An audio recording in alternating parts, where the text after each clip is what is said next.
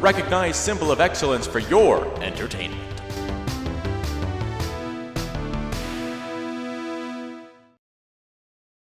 Dead? Yeah, if I die, you can have my Megadeth collection. But dude, we're already dead! Do you have any Megadeth? Megadeth. I mean, it doesn't matter what size your pencil is, it's how you write your name. Megadeth!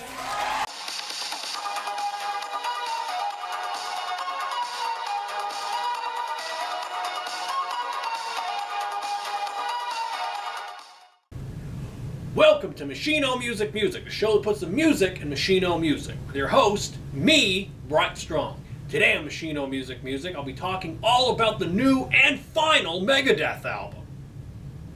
Great, my watch battery's dead. Okay, here we go. The new and final Megadeth album. Yeah, we're going to be talking about this. Not so much a review. I don't really do what I would say like classic reviews on this channel because I'm just a guy, like, just think of this as your friend saying like, hey, you should check this out. It's not so much a review. And you know, if you're a fan of this, we're a fan of the, you know, it's like, hey, you know, I know you're a fan of this and maybe you like this. That's kind of what this is. It's not like a review. Like, I'm not going to give like point systems or anything like that. But this record was released January 23rd. 2026, the year of our Lord. Yeah. This is the final Megadeth album. Big fluff flying around here. Actually, just if I should say too, if you notice me sort of squinting a little bit, it's because I have two spotlights shining on me because these overhead lights were flickering. They're about to burn out. So, yeah, if I'm squinting a little bit, it's just because I have two big spotlights on me because I don't want that light flickering and then burn out in the middle of the thing. Yeah, whatever. But it's a good lighting setup. It looks pretty good. But just need sunglasses. But yeah, this is the final Megadeth album. You know, I think Dave Mustaine is going to be true to his word because, you know, they always say never. These bands say, oh, it's our final tour, it's our final album, it's our final concert, our final thing, and then, you know, they're back in a year. I mean, Kiss even are already doing shows again. Now, it's on the Kiss cruise for, like, people on a cruise ship, so I don't know if that really counts. It's not like they're doing, like, a big arenas or anything, or, like, big stadiums. Like Motley Crue, who said, oh, yeah, it's our last show, and then they're, you know, back out doing shows. Yeah, but like Kiss, I think was more like, okay, we're just putting it into like the big show. Like, they're not wearing the costumes or anything. But Megadeth, I think, you know, Dave Mustaine's going to be true to his word. I think, you know, they're doing a pretty big, pretty extensive tour to support this album, also just to say goodbye, make sure they touch all the places, fans everywhere. But yeah, But let's sort of talk about this album. This is a really good album. Now, I'm not sure if I get more into this as I talk. I'm not sure if I'm like it as much as the previous one. The Sick, the Dying, and the Dead, which was fantastic. Already immediately had one of my all-time favorite Megadeth songs, the song Life in Hell. So good. Love that song. But this one's got some good tunes on it, too. Let's just sort of look at the artwork here. You know, Vic Rattlehead. There he is. The album's just called Megadeth, too. Usually they have a title. It's just Megadeth. Why not? Why not? The first album wasn't called Megadeth. A lot of them called their first album by the name of the band. No, we're calling the last album by the name of the band. Vic Rattlehead, here he is. Comes out with the shirt. Yeah. Cool artwork there. Where's the picture of the band? Here they all are. This is the current lineup of the band. Yeah. Dig that. Our players here, of course, Dave Mustaine, Mega Dave, guitars, vocals. Still can rip. Fantastic. Always a fantastic player.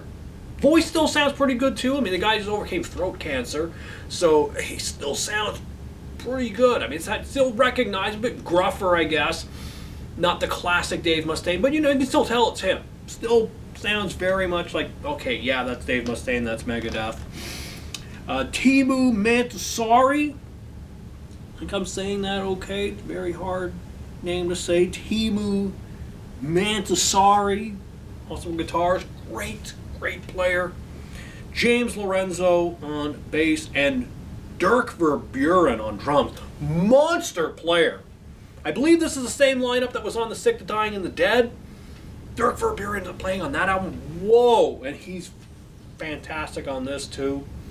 But great players. I mean, Megadeth always had such great players in the band. Usually, I think their most solid lineup was that 90s era, the Rust in Peace era of the band. That's kind of the classic lineup. Marty Friedman, Nick Menza, of course, Dave Ellefson.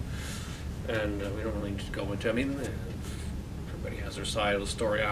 We don't need to get into it, but yeah, Dave Ellefson, of course, a classic member of the band. But yeah, this record, as far as the last album goes, I would say this is pretty good way to go out. Tipping Point kicking it off, really thrashy, really heavy. And actually, what I like about this is you kind of get a bit of a mix of kind of all sort of sounds, all kind of eras of Megadeth. Like a song like Tipping Point, definitely very heavy, very thrashy. Also, of course, Let There Be Shreds, so good, great song. But then you got a song like Another Bad Day, which to me sounds like it could have been like Euthanasia era. And Euthanasia has always been my favorite Megadeth album. I just always really liked the sound of that record. Really has a lot of my favorite Megadeth songs.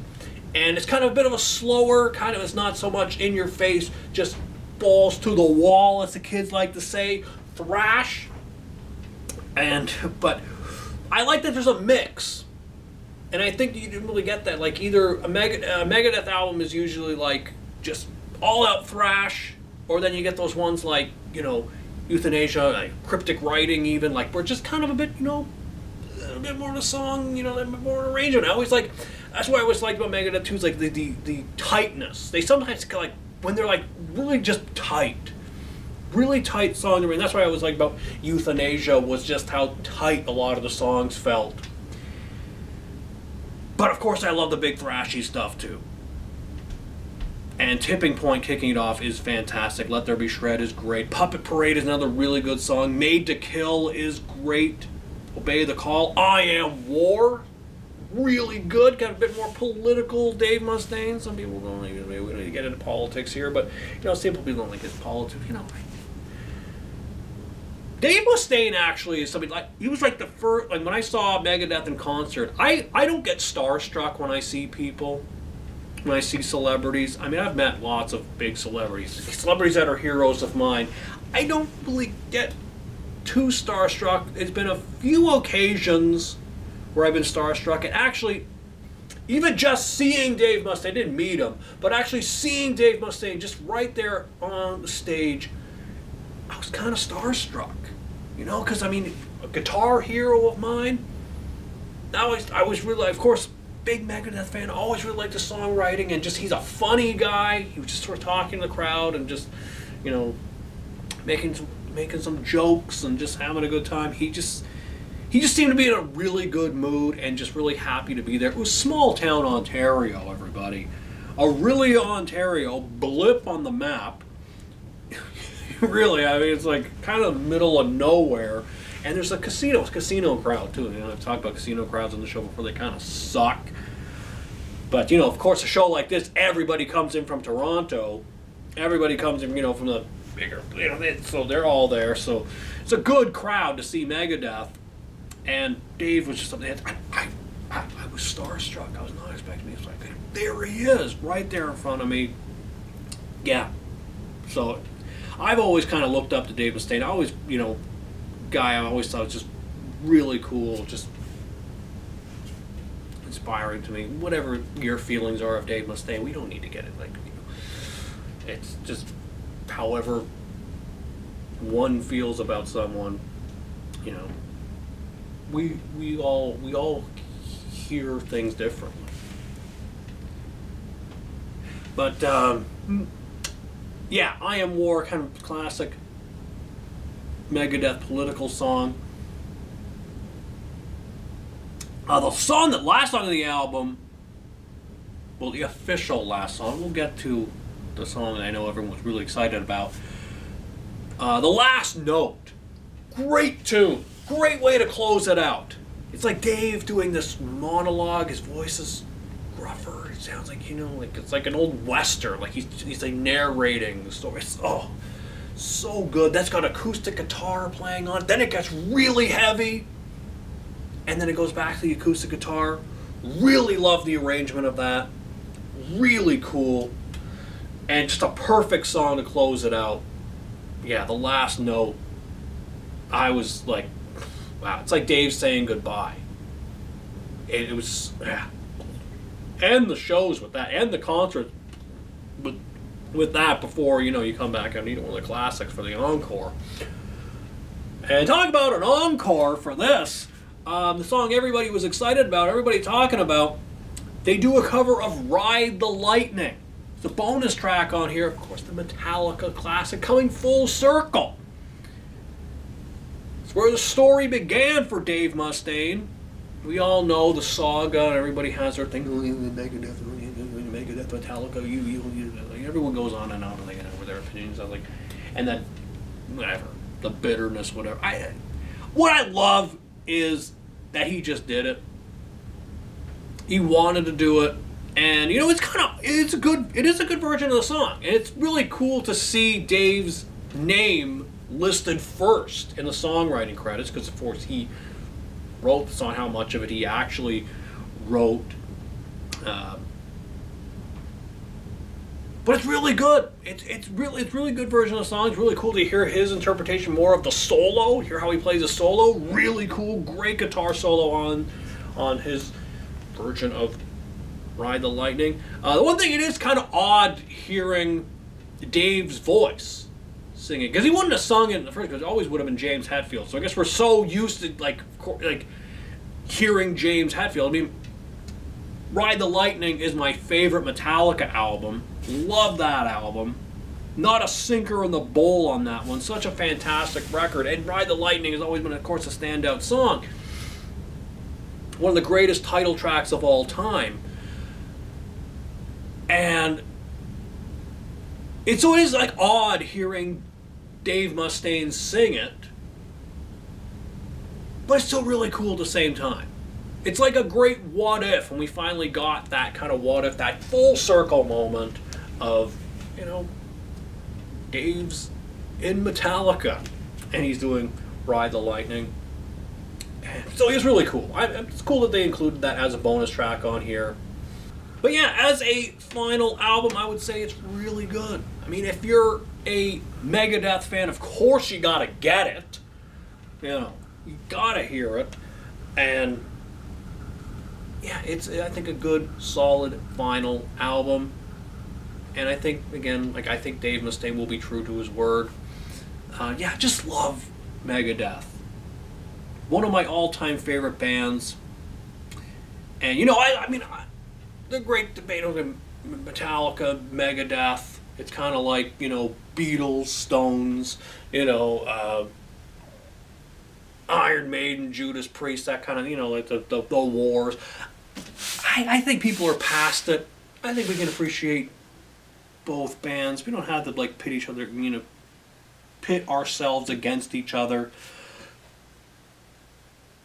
Megadeth for me, Megadeth just for me always connected with me a bit more. Like the songwriting and everything. Don't get me wrong, love Metallica, but Megadeth always just kind of connected with me just a little bit more. And just everything they do, I like. And especially I like that this album does kind of have a mix of the different sort of styles they kind of gone through. The faster songs, also some more concise, solid, kind of more just a pop kind of arrangement where, you could hear it maybe on contemporary radio. Those types of songs. Megadeth, I think, always had that, great songwriting, great structure and arrangement. That's what I always really like about Dave Mustaine. And just the others, always had great players in the band, too. It'd be really cool to see maybe some of the old members that are, like Like Marty Friedman. How amazing would that be, Marty Friedman? I think he did a show recently, like the last tour he did. I think it was in Japan. I saw some video. I think it was he made an appearance on a Megadeth concert. That happened during one of the final shows. How amazing would that be? Yeah, it's going a pretty lengthy tour, so you know anything can happen. And actually, just while I'm thinking of it, if you're a Megadeth fan, there's a documentary that's on Tubi. Gotta love Tubi. You get commercials, but for what you're getting, it doesn't matter. It's free, and you get great content, so you can sit through some commercials. But they have a great documentary on there about Nick Menza, Rust in Peace era, that era of the band. Great documentary. It's just from 2025. Really cool. So if you're a Megadeth fan, you got to check that one out. I never really knew a whole lot about Nick Menza, so it's great to just kind of learn about the guy. I mean, of course, he passed away very tragically on stage, but, you know, doing what he loved. Still, just like, what a shock. Wow. But, yeah, really cool documentary. So if you're a Megadeth fan, you got to check that one out. So there you go, the final Megadeth album. I could talk more and more about Megadeth. I'm sure going to be some more Megadeth shows very, very soon. Especially when we get this lengthy tour, there'll be a lot to talk about. And I'm sure people will still be talking about this album because it is a good one. Pretty good final album. So if you're a Megadeth fan, if you're excited for this album, you're excited for the final tour, and you know, all different eras, different lineups, whatever. You're just a Megadeth fan. I hope you enjoyed this. That's it for this week. Until we meet again, this is Brett Strong saying good journey.